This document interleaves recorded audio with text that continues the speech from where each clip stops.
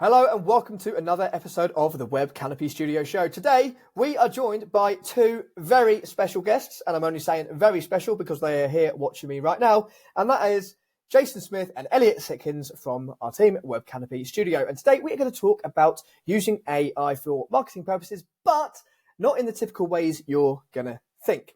So, let's crack on with the show.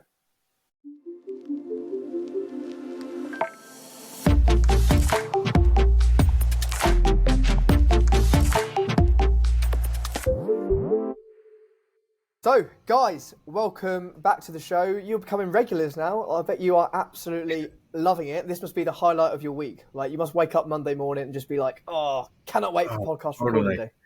Yeah. When you send us an invite, we're just like, man, we have nothing going on. Let's just talk marketing stuff. Yeah. Jason, no, you're the one messing with the audio. Yeah. Wait, really? Yeah, you just froze. Oh my God. And again, That's what that. It's a great photo, that, to be fair. Yeah. Wait, am I unfroze now? Am I good? Yeah, you're good now. Okay. Yeah. But I think we should I was going to say the same we should thing. make that an outtake. Yeah, the producer's the one that's messing it up now. Yeah, the first part of the how to make a good podcast, Jason, we could talk about like making sure you never freeze and then having a good producer. It's inevitable. It's going to happen. Yeah. But yeah, I was going to say the same thing. You know, the calendar invite just comes in. You're like, oh, sweet, recording a pod this week. Yeah. Get to hang with my buddy across the pond, Tom. You know, catch up, see what's new over there. For sure. Well, Talk about 1776. You know. What happened then? The crazy thing, I genuinely used to think, and I'd like to think I'm not a stupid guy, but this is how little we were taught about that war. I genuinely used to think that when Katy Perry in her fireworks song sung 4th of July, I used to assume that was her birthday. Well, to be fair, we were one of 130 of your colonies. Yeah. Or territories. So we're talking about yeah. marketing today and how to essentially not only put out more content and improve your marketing, but to actually make it much better. And we're not just going to be talking about content, there's going to be other use cases for it, but essentially it's essentially going to come down to content. But you might be sat there at home or in bed or wherever you're listening to this thinking, do you know what, AI, I know how to use AI, put in a nice easy prompt into Chat GPT or whatever AI you use, and boom, it's going to spit out whatever content I want to publish, and voila, done, copy paste, done. But we here 100% do not recommend doing that, just because I've never actually seen it. I was going to say great. I'm going to say I've never even seen an average piece of content when you just use AI. You have to really fiddle around with it and almost caress it. So, Elliott, I know you are a little bit of an AI expert. You spoke and you played a big role in putting the AI bootcamp we put together here. So do you want to kick things off? What is a really cool use case for AI when it comes to marketing that people might be like, never thought of that? Putting you on the spot here. Yeah. One of my favorite ways to use it is, like you said, everyone loves the whole generative AI aspect of being able to, write blogs, write emails for you, whatever. And yeah, the first time you use it, it's kind of like a cool party trick of like, oh my God, it just wrote a blog. But once you actually kind of start breaking down and reading it, it feels a little robotic. We always like to say it feels a little AI-y. Like once you read enough AI stuff, you can really start to notice it pretty easily. Yeah. It's that line, isn't it? It's that one line. Oh, it's not just about this, semicolon. It's about this. Like that for me and is then there's all that's the AI. Meanwhile, in conclusion, you recognize a lot of those common patterns because it's trained on patterns, so it makes sense. So, not to say it can't be helpful in creating content, but like you said, you shouldn't use it just to make your content for you. That being said, one of the greatest ways I've found useful, especially as someone that works remote as our team does, and we don't necessarily have that like office culture where you can just quickly brainstorm with the person sitting next to you at your desk, is I use it to kind of bounce ideas off of, brainstorm, and help me develop a plan of attack. And so maybe I'll use it, all the way through the outline phase, and then I'll take over the writing from there. But being able to give it specific instructions and being able to, train your models, that's the other thing that's really important, no matter what you're using AI for, is give it the proper context and the proper background and instructions so it knows what you expect from it and kind of like what to bring into it. Can you give us an example of that, how you would go and train a model? So say you want to, you're a manufacturing company, you want to put out a blog post. How can you train a model so it puts out A, the correct content, but B, maybe in the brand voice and like maybe with other parameters that you want to include? When you want to provide it instructions and context, there's a couple ways you can do that.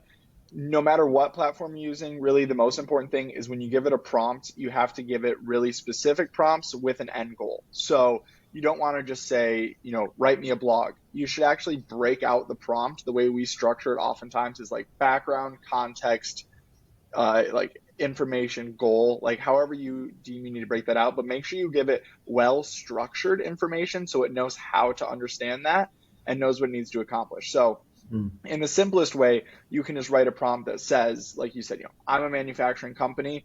This is my target audience. This is what I would like you to create. This is the end goal. Like tell it what done looks like so it knows what it needs to produce. If you want to take that a step further, if you're using something like Chat GPT, it allows for custom instructions or even custom GPTs that you can create in their GPT library. So that's something that I've done where I've created a web personal assistant for Web Canopy Studio. And that has preset instructions to know that, hey, Web is a digital assistant for marketers of Web Canopy Studio who are a HubSpot partner agency. And it's going to help, brainstorm and produce ideas for Web Canopy Studio and its clients. So now any chat that I give it, it goes in with that background context. And then I can just add additional context and say, okay, this is going to be for Web Canopy Studio with this goal, or this is, we're brainstorming ideas for a new campaign for X client trying to achieve X goal. And then that can just really help me get other perspectives during that brainstorming phase of, okay, what kind of ideas do we want to do? How might this audience react to this positioning? And then like you said, Tom, as far as training, another great thing that I think people don't do is it can be really hard to get AI to nail the proper tone sometimes. Generally, if you don't give it enough specifics, it's going to come off overly sophisticated and unnatural in a way that's not really appealing. So people play around with a bunch of different tones and they'll say, make it more fun, make it more casual. And then it can kind of swing to the opposite extreme.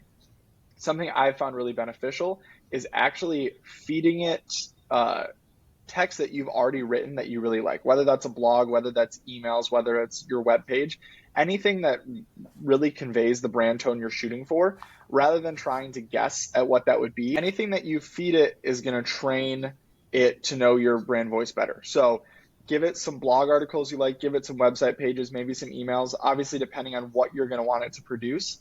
But let it know, this is a tone I like. Now I want you to produce X matching this tone. And that's going to do a much better job of it really understanding the language. Again, it's still not going to nail it, but at least it's going to know more of what you're looking for.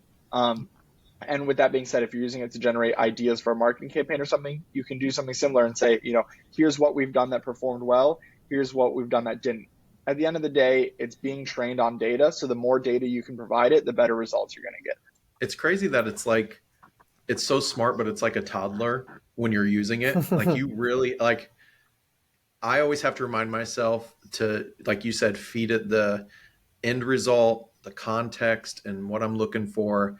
Even though I just assume since it's a AI super trained model, it should know all that, but it doesn't. So within the context that you're doing, you have to give it some parameters. You have to build like the canvas, the outline, whatever, for it to be effective for you. And also the mistake I make a lot is I'll hang out in the same, if we're using Chat GPT, I'll hang out in the same chat. And then I'm like, man, this is not giving me the results. And it's because I have this one chat loaded with all of this junk. That's important too. Like making a whole new chat and feeding it with the information specific to that task or that social post or that client. Don't try to use one chat for every single thing. So That's a really good point.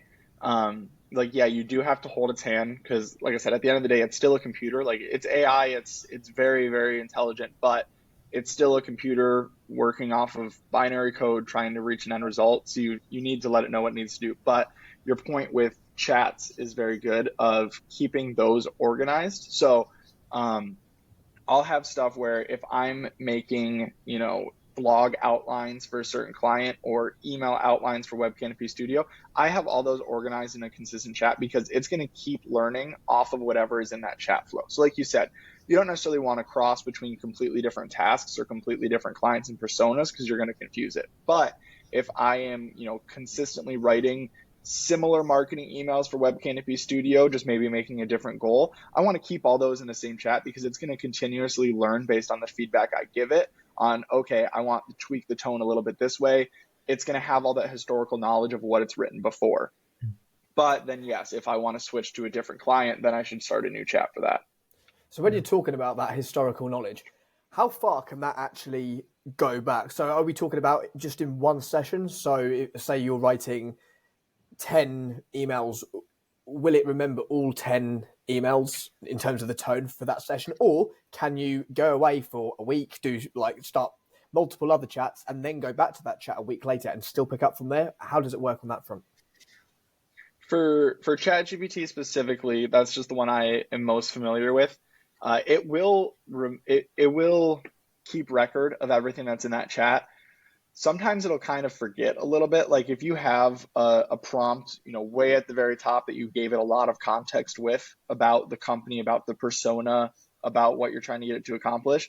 Sometimes if you get far enough down in the chat, it just kind of gets lazy, I think, and doesn't want to keep re-looking at all that, and it'll start to drift off of its main purpose. But that being said, if you remind it and say, hey, it seems like you're getting off track, reread that first prompt I gave you with all the necessary information, then it's going to go back, recrawl everything it's done, and kind of get itself back on track. So sometimes you need to give it that kind of nudge and reminder to go back and remember what it's supposed to be doing. I'm assuming that's just kind of like it's self-managing its processing without being an AI engineer. I would guess it's doing that to, kind of conserve data. But yes, it will remember that. You just kind of sometimes need to nudge it and remind it to go back and check what it's supposed to be doing. That's fantastic. So in a moment, Jason, we're going to come to you and talk about how we can use it maybe for design elements and Chat GPT type images and getting them right, because I've tried to create images with Chat GPT before for our brand, and Emmanuel's like, Tom, just hand it off to Jason. So there is a skill. It's not a case of just typing in a prompt and boom, your image is there. But before we do that, we've spoken about essentially writing the content with Chat GPT. When we say AI, for the sake of this podcast, we are just going to be talking about ChatGPT. Obviously, there's various AIs out there, but as listeners, I'm sure ChatGPT is the one you're most familiar with, and it's the one we're most familiar with as well. But I just want to touch on using it as an editor, because this, for me, is where AI is really awesome right now. So, as we've said, you can use AI to plan what you're going to write and to actually help with the writing process. But as an editor, I think that's where it's at its best, because you can hand it a piece of content and you can essentially ask it any question you like. So you can say, pretend you're my target audience, and then you say what that target audience is. As you're reading this, and then you can ask any question like, do the first 3 sentences hook you? And if not, why not? And if so, how can you improve upon it? Just because with any piece of content, that start is so important.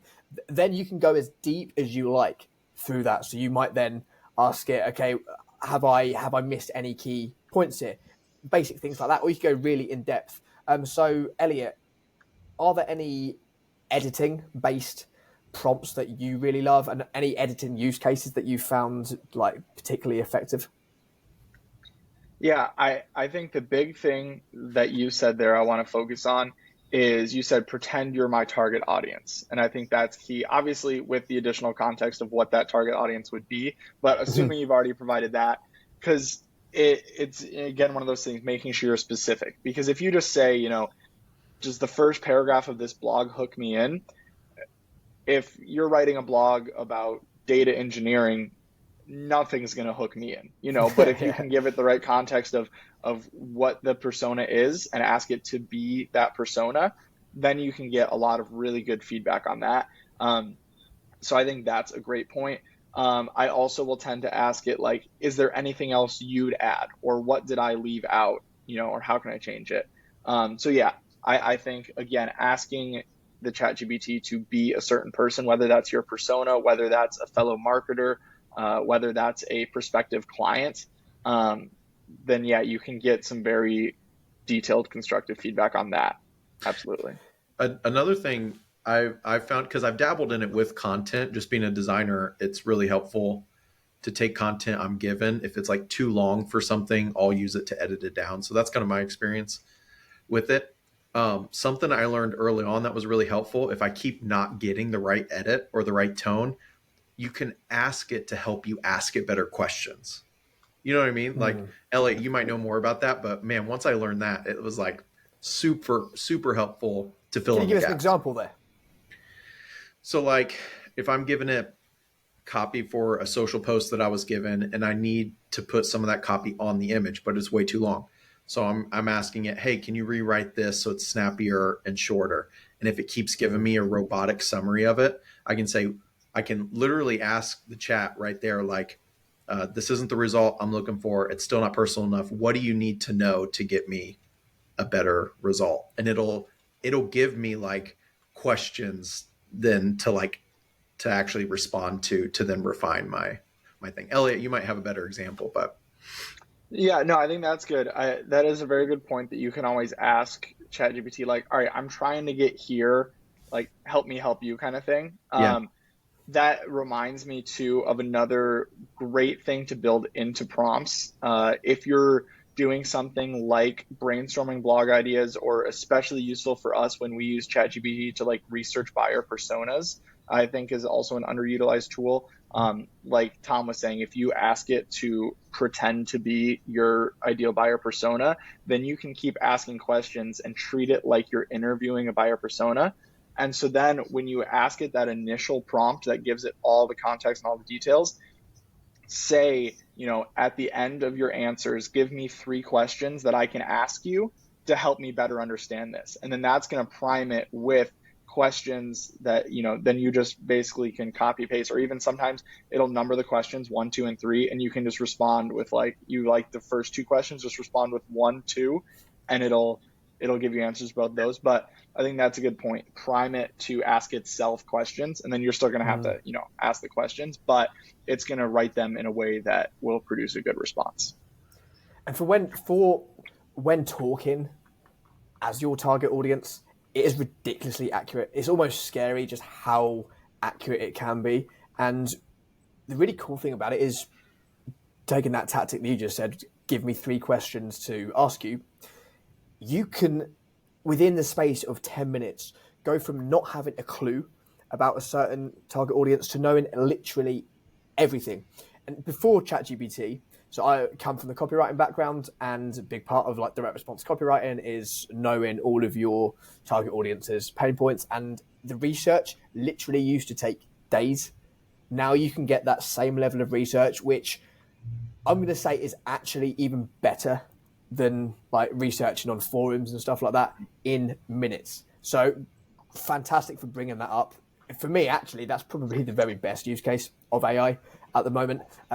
Just on a kind of related note, Jason, earlier you made a comment that really resonated, where you said it's like a toddler, because at the moment AI is like a toddler. It's in its infancy. In a few years, I'm quite scared yet excited. I don't know which emotion is more overriding about how good it's going to get, because I don't think it will be too long, in my opinion, before we're able to like just say, write me a blog post on this topic, and it spits it out perfectly right out the gate. But we don't want to scare our audience yet about that before we start getting into like some that's why you always say please and thank you to your AI models, just in case. Absolutely, yeah. I'm Bezzy's with mine, so yeah, I'm fine. Sounds like you are too. Yeah, Jason, that's a nervous laugh there. I don't think you've been saying it. I've been rude to it. So I'm nervous for what that means if it becomes sensitive. Lost him. AI took him out. AI shot him. Yeah. Thank you so much. Yeah. AI took you out, Jason. Yeah. It is. I like this might just be in my head, but sometimes I feel like AI does respond better. Like you're talking about it being a toddler. Like sometimes I feel like it'll be way off from what I'm going for, and I feel like I have to use like my dad voice and just be like, Yeah, "No, yeah, this is not what yeah, I wanted. yeah, You need yeah, to do this." And it'll be like, "Oh, yeah, okay." yeah. Oh, brilliant. So, Jason, hopefully AI won't freeze you again, because we're now going to talk about Yeah. images. We've already touched on it. Really, you gave a really great use case for it, in that you can just ask it to write something in a shorter, snappier way Yeah. for putting text on an image. But in terms of the actual design of the image itself, whether that's a photo or some abstract, whatever you're going for, what Yeah. really good tips can you give for producing great images? Because, like I said, when Yeah. I do it, I don't really know what I'm doing. I'll say, oh, I want a photo of like a man who's in his 30s with like Yeah. blonde hair at the beach, and it will spit out something that looks quite fake, really. So how Yeah. can you make sure something A is on brand to whatever like that brand is, and B Yeah. look kind of realistic? Because I don't Yeah. know about you, but I've actually found AI has got maybe worse actually over the last few months in terms of producing realistic Yeah. images. Because I swear when it first came out, and I haven't tried Midjourney here, and that might be better, but Yeah. certainly with DALL-E, I swear early on the images did look quite lifelike, and now they don't. So speak about that. Yeah, that's so the on brand piece, really with what like Elliott's done on our team with building like personas and whole like things in Chat GPT for our clients, feeding it all the things. I've jumped into those and I've asked it, hey, make an image based off what you know on a persona with the prompts that I use for imagery.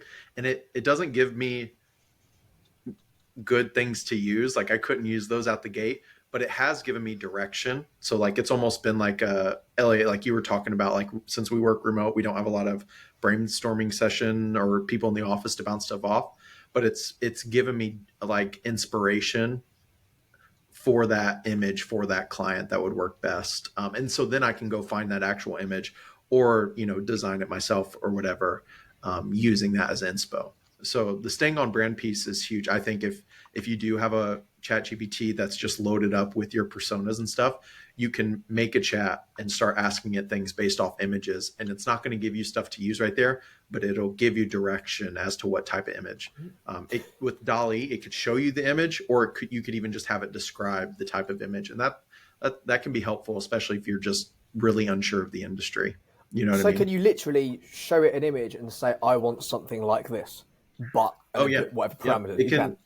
It can scan images for sure. Now with because when I was early on, I think I do agree with you, Tom. Like images, I feel like used to be so scary real at first, and now something with how much it's used, it just wants to give you more abstract things.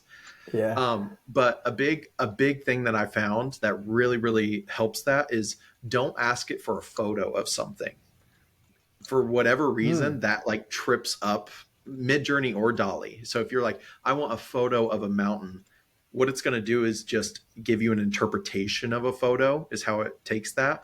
And so what you need to Okay. say is like, just describe the scene as if you're the photographer, So like a woman sitting down, drinking her coffee at a coffee shop on her computer, smiling. So that's kind of the simple prompt, because you want to keep it really simple. But then at the end of that prompt, you want to give it specific tags. So like this aspect ratio shot on this type of camera with this lens, and then leave it at that and give it to that, and you'll get more realistic images that way. Wow, that is gold, and I never knew that. When I've Yeah. tried making images, I've put like make it realistic, and that's as that's No. as deep as I go. But no, So when you're saying make it realistic, it's almost as if you're talking to an artist. So if you were talking to a painter and said make it more realistic, they're going to make a realistic painting. It's not going to look real, but it'll look more realistic. That's the same thing you're doing with ChatGPT when you do that. When you say make it more realistic.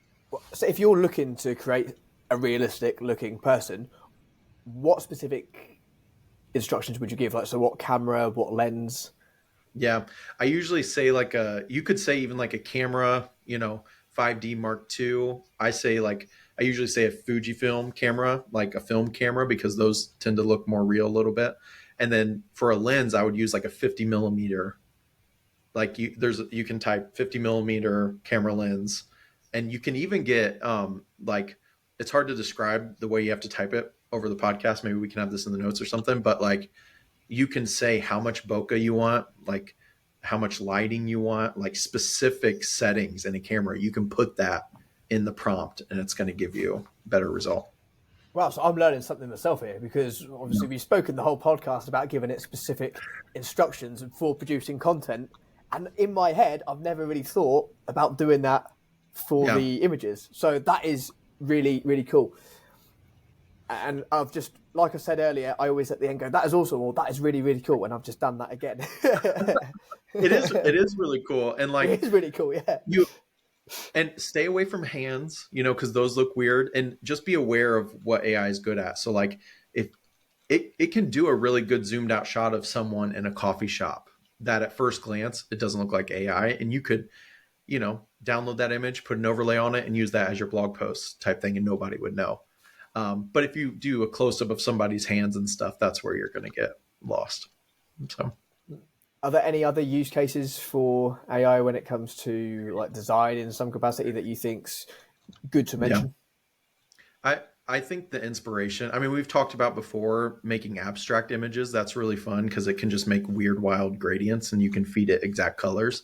So I'd still use it for that for fun, but, or for projects that need it. But inspiration's still a really cool thing because it'll make some wild home pages that you could never use, but it gets you to think outside the box of what you're seeing online everywhere. Elliott and I experimented one time with a client with making it icons based off like personas and based off industry leaders and all this stuff. We had fed it all this information. And I'm like, okay, make me an icon set that blah, blah, blah, blah. None of it was useful. Like I couldn't download it and put it on the website, but it did. It was like, oh, that's cool. I didn't think about this icon for this service. It started to combine ideas based off the service title that we gave it, which allowed me to be like, okay, I'll make this icon. Because when you're making icon sets for different services and using all over page, you can kind of, as a designer, get lost and be like, I don't know, let's just use a smiley face here. I don't know what's going to work. But if you have something like Chat GPT being like, no, for this service, make this kind of icon, and it has an example, it can spark something for you. Jason, I have a question for, like, I know when we write content, we've talked about like pretend to be this persona. We'll also often be like, if you're asking it to help you with a blog or something, say like you're an expert blog writer that specializes in blank, giving it kind of those parameters. But I know people also play around with the brand voice of like, pretend you're Ryan Reynolds or something along those lines. Have you ever experimented with like, pretend you're Robert Frost or, some famous photographer, you like their style? Have you tried that? Or do you typically stick to more like the detailed camera setting type things?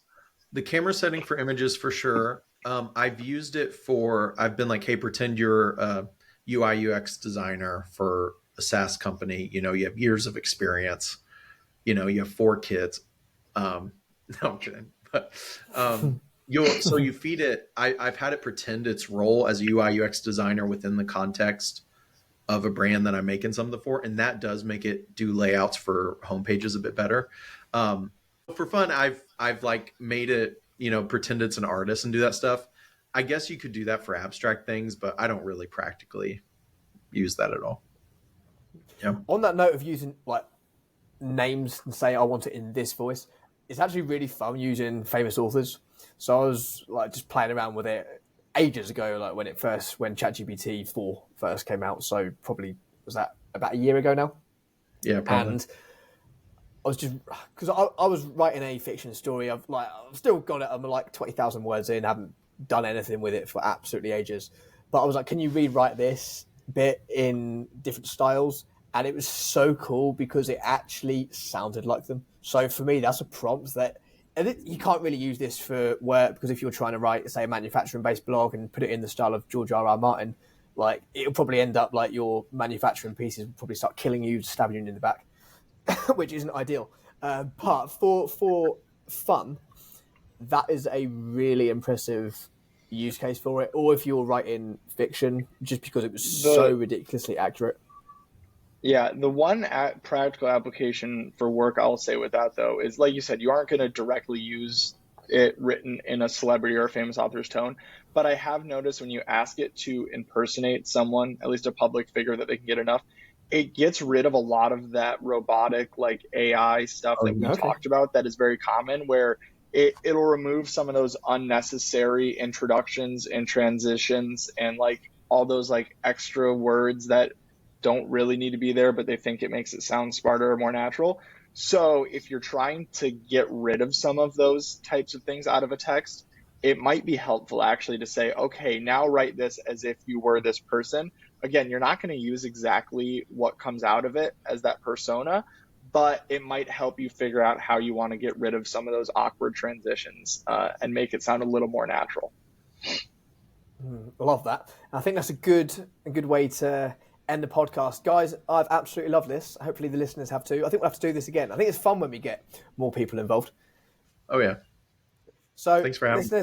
Yeah, no worries. Well, thank you very much, and I hope you've enjoyed this. And yeah, get in touch with us. Leave a comment if you're watching this on YouTube as to how you're actually going to take something we've discussed today and actually use it in your work or your business. So guys, all that's left to say, once again, thank you very much, and we'll see you on the next podcast. See you. See you later.